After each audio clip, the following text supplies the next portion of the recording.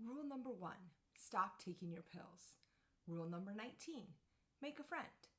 Rule number 137, stop putting mayonnaise on your peanut butter and jelly sandwiches. Hi, my name is Julie and welcome to my YouTube channel where I help parents and teachers find the next right book for their 8 to 12-year-old reader. If videos like these are helpful, you can click that subscribe button down below. That way you don't miss out on future videos. And if you like today's book, you can give it a thumbs up. That way I know to find more books like this. I'd also encourage you to check out the playlists on my channel as a way of helping you find books for your reader. They're organized by topic and interest and genre, and so it's a great way to be able to navigate and look for the right book for your reader. Now let's talk about today's book.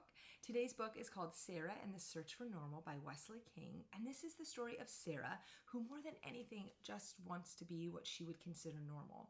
Instead, she has multiple diagnoses from Dr. Ring, and she struggles with panic attacks, and so she rarely talks, particularly not at school, and she doesn't have any friends. In an attempt to find a way to be what she would consider normal, she's created a lengthy list of rules that she tries to follow in an effort to try to be as normal, or at least what she would consider as normal as possible. And then one day in group therapy, she meets Aaron, and suddenly she has a friend and her whole world turns upside down. And so now she's navigating, what does it mean to have a friend? How does friendship work? What does it mean to be normal if that's what you've been chasing all this time? And what exactly is normal? This is an incredibly emotional story about the voices in our head and what it means to pursue normal and what even is normal. Now, there are a few readers who I would recommend this book to. The first one is those readers who need support changing the voices in our head.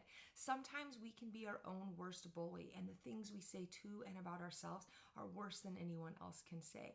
And so I think this book is an excellent own voices story about what it looks like to change those voices. I also think this book is great for kids who like books with kind of a variety of different emotions. Because of the content of the book, this book is incredibly deep and emotional, but there's also just some really funny parts. And so I think kids who enjoy books with lots of different emotions will enjoy Sara's story. Now, I would also recommend this book for adults. So yes, it's a middle grades book, which is written for 8 to 12-year-olds, but I think this is a fantastic book for adults, particularly those who are working with kids to read. I know for me, it was really insightful to see and hear a little bit of insight about what it's sometimes like for our kids on a daily basis. And so I appreciated that insight, and I think that adults would really benefit from reading this book.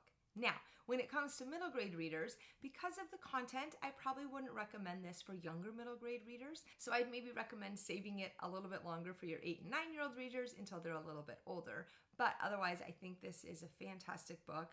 I hope that the middle grade readers and adults who read this book find that it brings them hope and encouragement. And so I would encourage you to pick up your copy of Sara and the Search for Normal, and happy reading.